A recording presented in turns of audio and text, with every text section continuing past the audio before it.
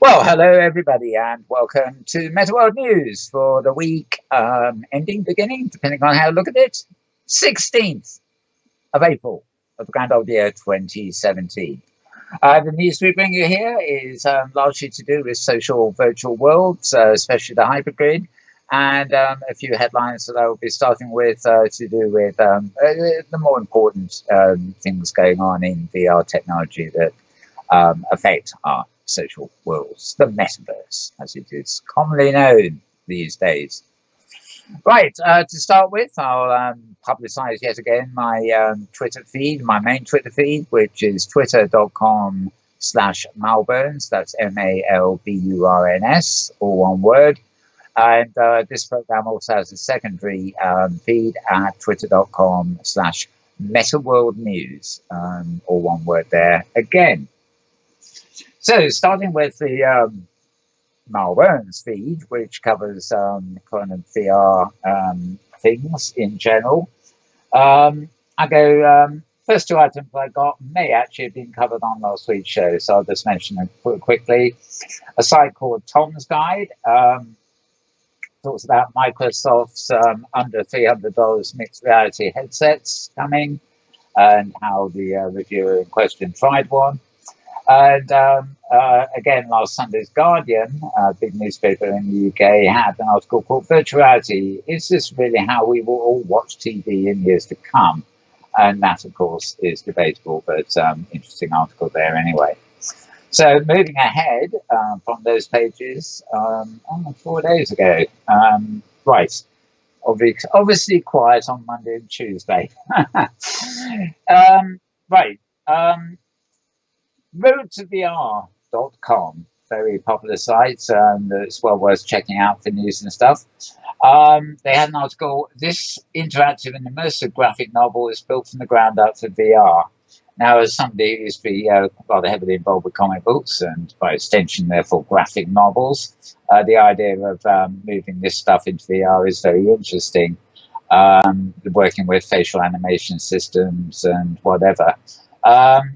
There's a lot of this stuff going on at the moment. It's really hard to tell. You've got apps like Metaverse, which basically take conventional comic formats and add interactivity. And then you've got other people who are trying to create VR sort of comic strips, which actually are more VR things. They resemble VR things more than they resemble comic strips, if you see what I mean. But a lot of collision in those two art forms, as it were. A bit of self-publicity here. Our companion show, which won't be happening this week because it's a holiday weekend, the Inworld Review, is now available at slartist.com. It's always been available there, but the thing that makes this different is that they have extracted MP3 from our show, and they've made it available to you as a podcast. And since we often spend 2 or 3 hours just nattering away, there's often no real reason to watch the talking heads, and you may prefer to download it as a podcast while you're on the move and stuff, unencumbered by the glorious pictures or the inglorious pictures, depending on how you look at these things. Right, so that's slartist.com, and you can find us there. TechCrunch also had an article 4 days ago. Pardon me. Virtualytics, that's virtual and then ITICS, raised $4.4 million to power its Excel for VR. Right, now, before you all hold your heads and pull your hair out cringing, how can they possibly put Excel into VR? Be afraid no longer. This has nothing to do with a certain spreadsheet. Basically, it's a product with the same name that they're working on, which is for VR. It's data based immersive visualization, basically, and we recently saw at Virtual World's best practices and things, a lot of instances of things like fields, various other things that are actually going on where they're implementing data in 3D virtual forms.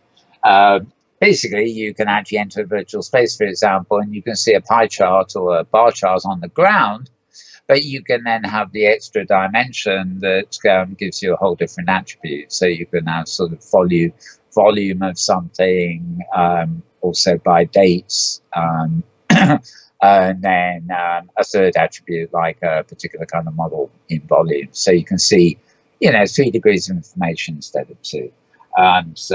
Good stuff there. Posted at TechCrunch, the company is called Virtualytics. Interesting things. This one was posted by David over at hypergridbusiness.com. A VR film shot from the point of view of a dead grandfather's ashes. I will say one thing for VR and headsets and all that is people are trying to dream up unique content. And this is only a case of doing that.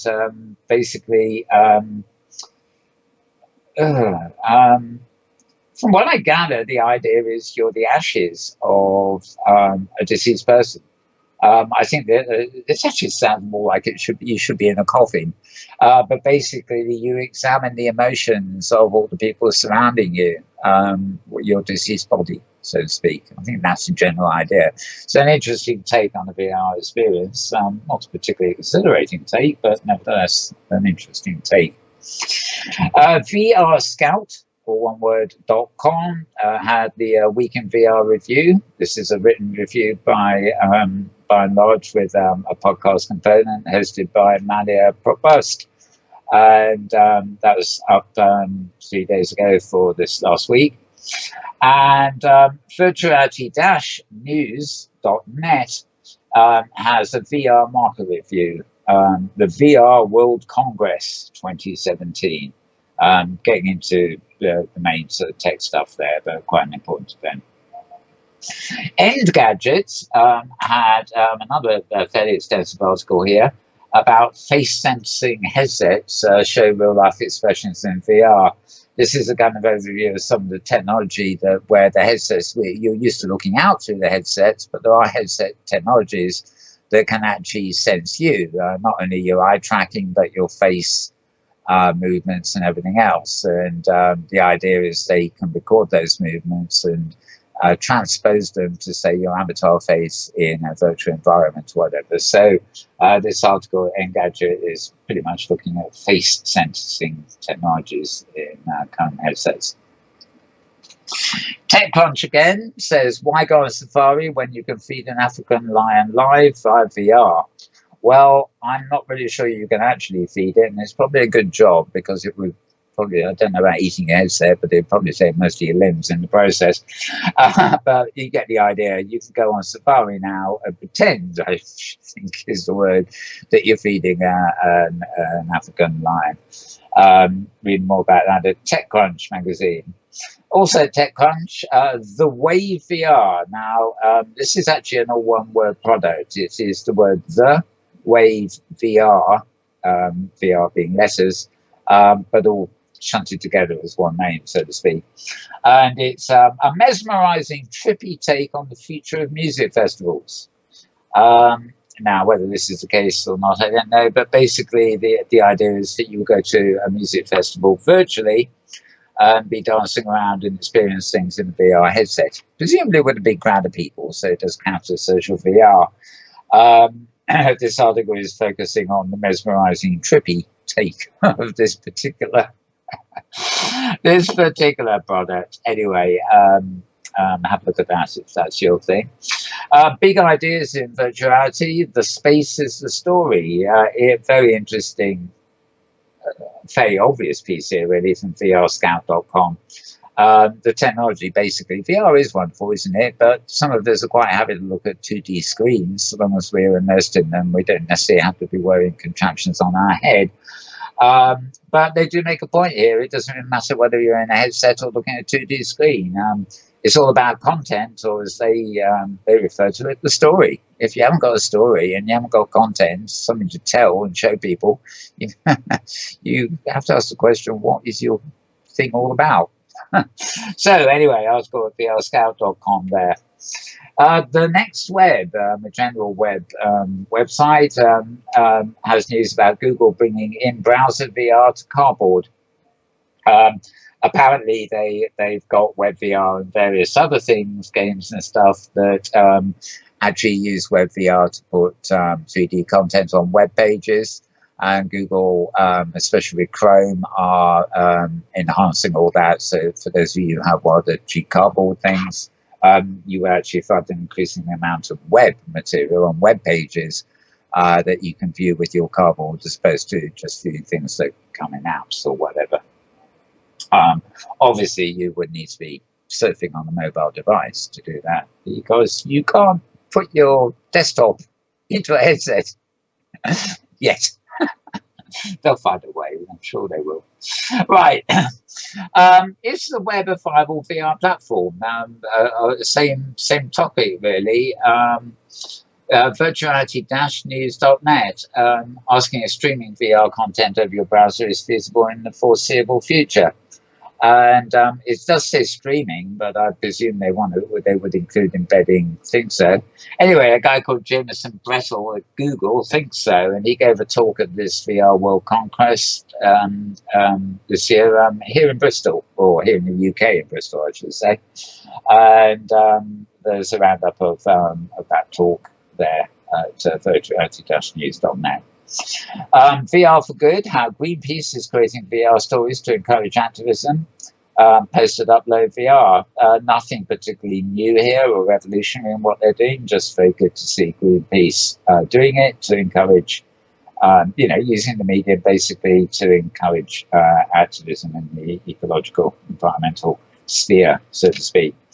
RoadToVR.com has another article. Crytek, a very popular game engine. Crytek incubated VR First program is to double the number of academic VR and AR labs in 2017.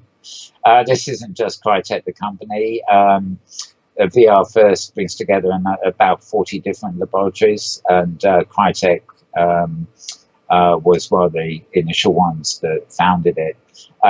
So it's basically a group of companies working to the greater good, at least in academic sense. And they'll be financing and opening AR, VR labs, doubling their number during the course of this year for research, of course.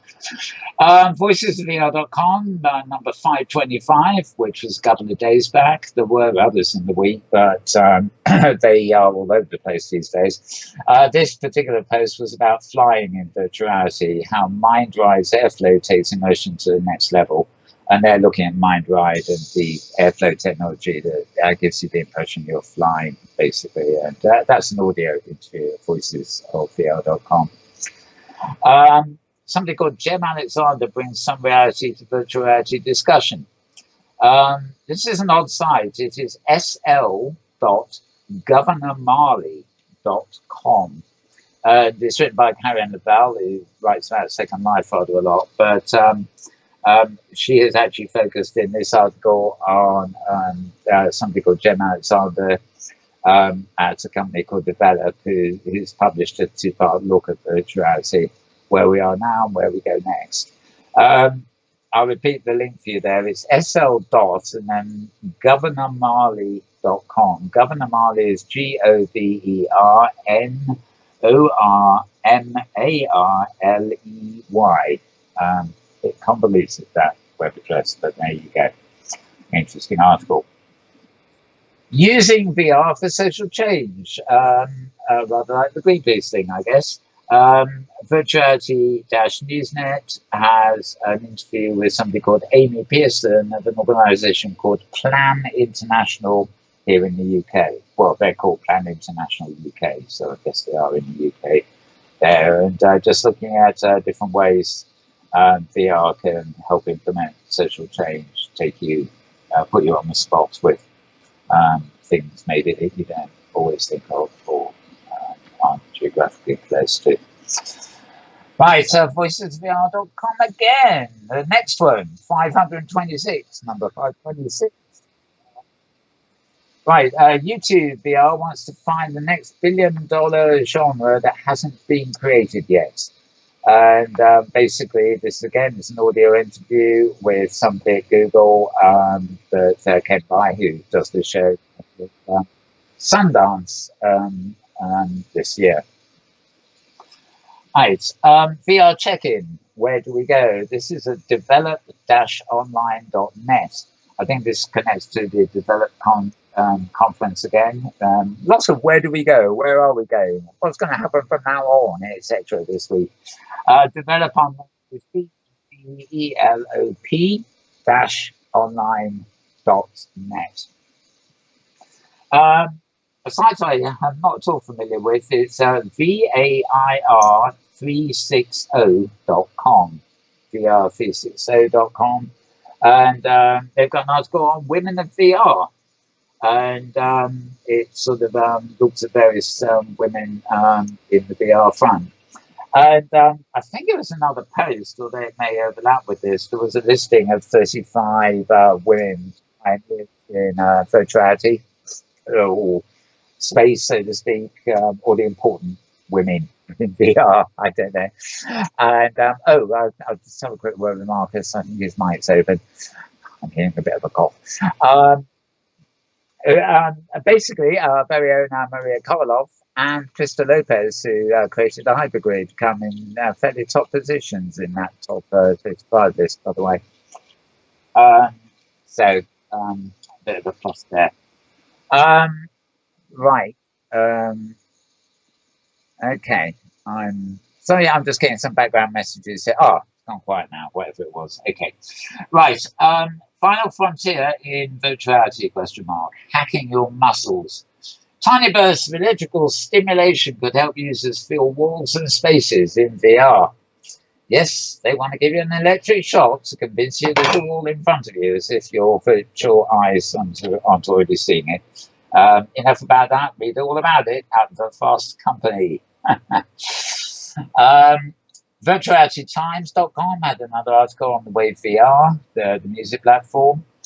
Upload VR had an interesting article.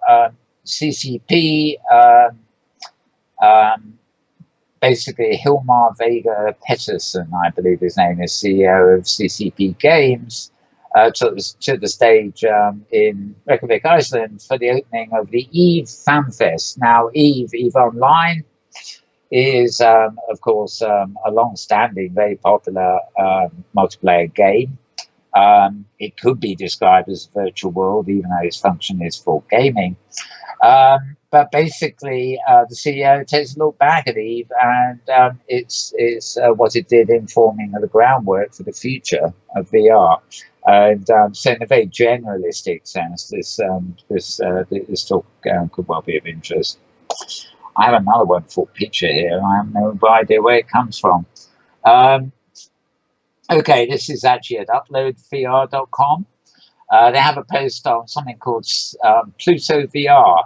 This claims to be yet another new social VR app.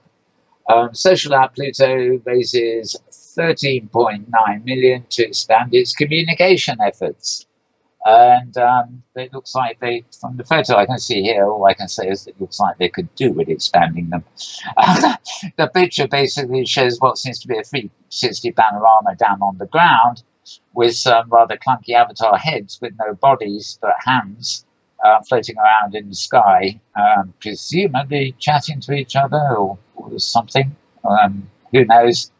And it looks like it's a screenshot from Google Cardboard kind of thing. Always good to see social VR happening, though sometimes you do wonder if they've actually looked at what anybody else is doing in the modern age. Right, a chip revolution will bring better VR sooner than you think. This was posted earlier today at Wired. Technical information, really.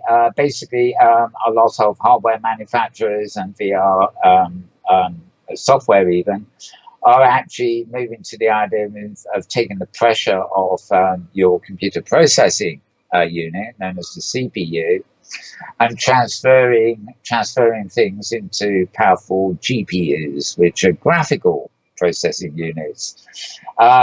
With NVIDIA and high-end graphics cards and things around these days, a lot of the processing of what you see, the graphics on your screen or even in your headset, are handled by GPUs. And I suppose basically you can argue that GPUs can also actually act as plugins, and they can do certain tasks very fast, faster than the actual CPU in your computer.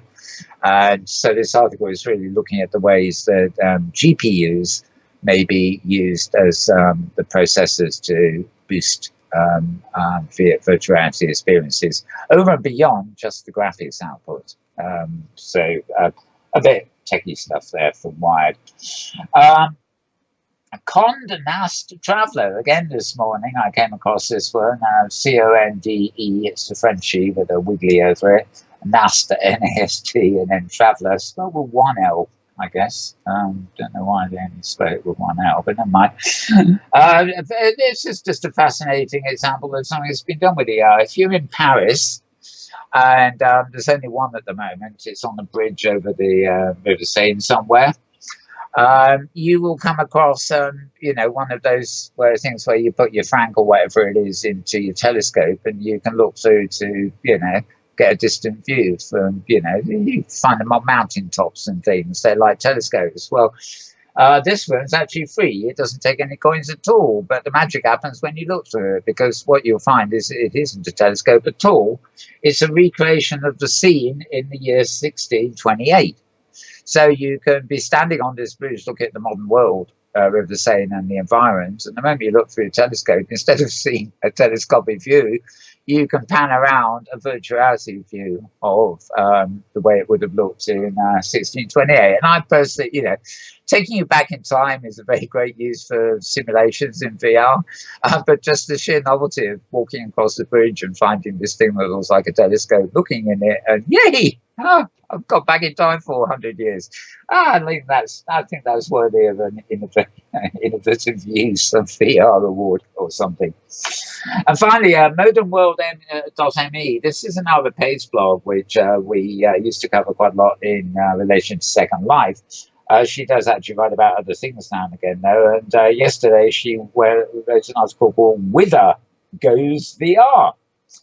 And basically looking at last year as the year of virtual hype, whereas this is the year of actual realities in terms of what's achievable from a business sense, market size, opportunities, potential revenues, etc., etc. So she's had quite a good look at that, and you'll find it at Modem.me. That's MODM.WORLD. Not to a lot of people think it's Modern World, but it's not. It's Modemworld.me. And that's it for all my main news, so to speak. Now, I'm pleased to say James Adloud is back from his holiday, though he isn't actually here today. He will be back next week. But meanwhile, I do have Marcus Llewellyn here, and I'm going to cue him up right now because he's offered to do a brief roundup of what happened at the developers meetings this week. And flicking through my screens here to the one that says developer bites. But since Marcus is actually sitting on another desk, it doesn't really help, does it? Over to you, Marcus. All right. Thank you, Mel. I'm happy to be here to cover for James, and I hope all is well with James. On developer news, there is this week there was a lot of talk about the Infinite Metaverse Alliance and how they are looking into putting together a working group to help test things for the core developers on Open Simulator, and in particular, permissions testing. That's something that's been holding up the next release of Open Simulator, and they are very enthusiastic about helping out in getting that moving and going. And some of the core developers seem to be rather receptive to the idea, so hopefully that will work out. They also discussed a lot of conversation about the enthusiasm over web-based viewers and the possibilities that they present to users, simplified interfaces and whatnot, and how virtual reality headsets fit into the whole experience. And it was just a very wide-ranging and invigorating conversation about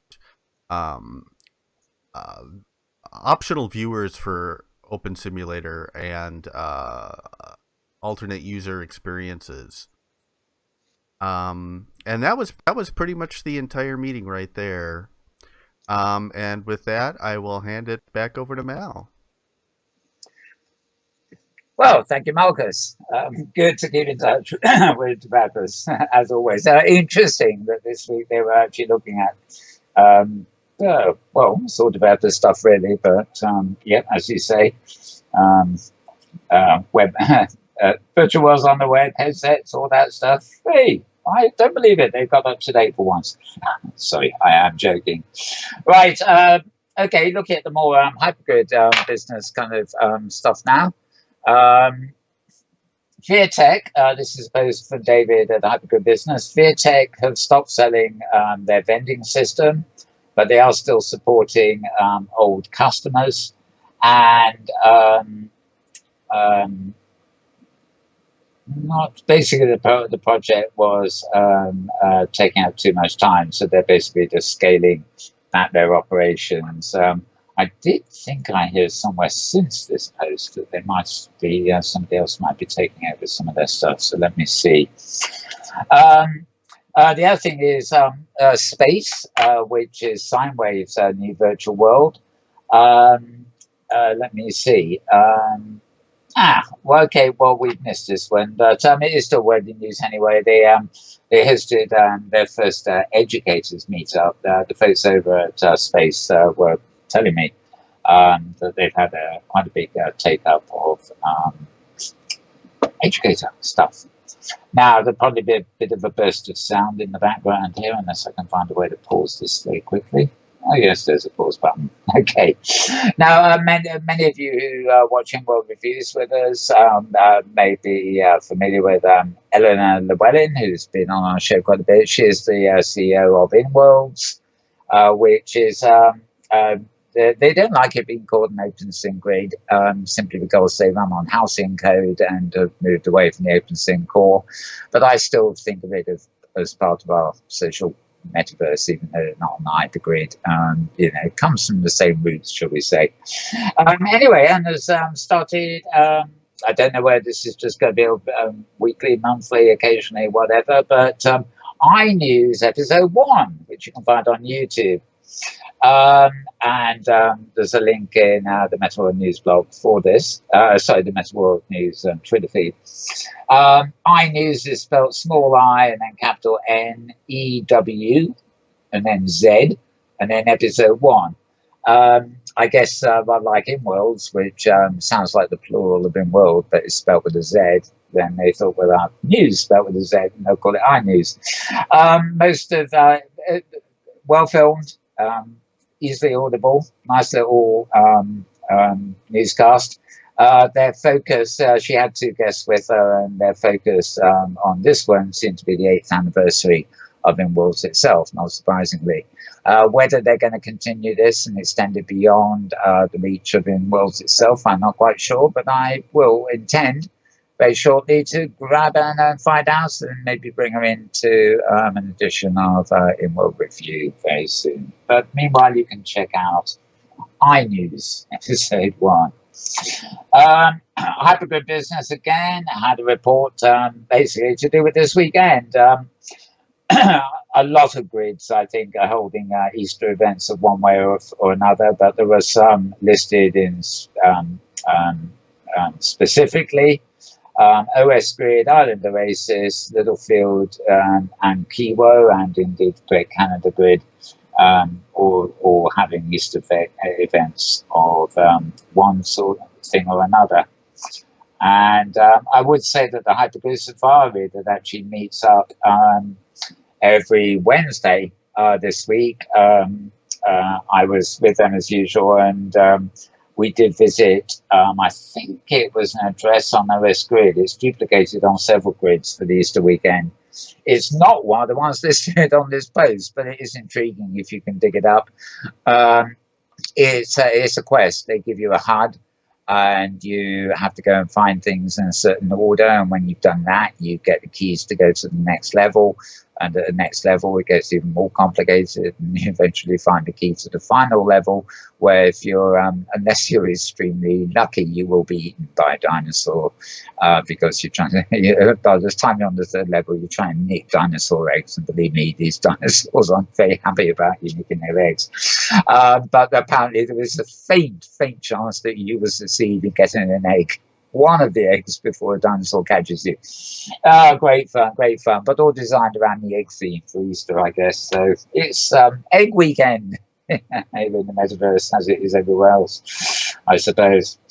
Right, Inworld. Also, this is a post on hypergoodbusiness.com. Inworld stops publishing their falling stats. Now, this is actually written by Maria. She did pop up to write this one, and I was marginally concerned about this because one gets the impression that Eleanor's doesn't appreciate the way the stats are interpreted by Maria, or vice versa. So this is really a bit anecdotal. Basically, Inworld publish a limited amount of statistics on their public pages, so they are readily available. And basically, Inworld is still one of the biggest attracting metaverse locations. It's not on the hypergrid, but it has a lot of users. And although the statistics are falling, a lot could be. You find out with a lot of closed worlds, their numbers are going down as people prefer to put their homes on the grid that is connected to the hypergrid in the open metaverse. But Inworlds are still going well and running strong, and their Halcyon engine does actually put some of the older so-called stuff to shame. So look that up on hypergoodbusiness.com. And medium.com have an article about Globits. We have featured that on our Inworld Review show on a couple of occasions. Globit continues fast growth as OpenSim's virtual reality currency. There are areas on Canada here, for example, where I'm coming to you from, and various other grids that now support Globits. Globits often works hand in hand with the currency that's already actually on the grid. You simply get a Globits to buy a currency, and that currency can be spent on any grid that supports Globits, whereas on a lot of other grids, you can only use the currency of that grid, not any currency you come in with, so to speak. So that's a major difference, and Globit is growing. It appears. So you find out about that on an article at medium.com. And I knew something was going to follow up this. Also, again, at hypergoodbusiness.com, it's announced that DigiWorlds, Terry Ford's company, has actually taken over the Vertec vending machines that I read out earlier were being discontinued in some places. So actually, DigiWorlds has actually taken over that operation for them. Somebody called Nuala Ardor, I'm not sure who she is, but the name's rather familiar, is writing at hypergoodbusiness.com for Maria, by the look of it. She has an article about Altspace VR, which has launched a Women in Virtual Reality talk show. Obviously, talking to the avatars on the Altspace VR platform, which looks substantially different from this, but is nevertheless the same kind of thing. You see what I mean? I'm trying to be polite here. Right. Oasis, Island Oasis is another grid on the hypergrid, and according to Hypergrid Business, or David, Island Oasis's free land program is paying off dividends for them. Presumably that means they're getting lots of new folks coming in. So that's that for Metaworld. And I'm just going to check my duplicate screen here, which is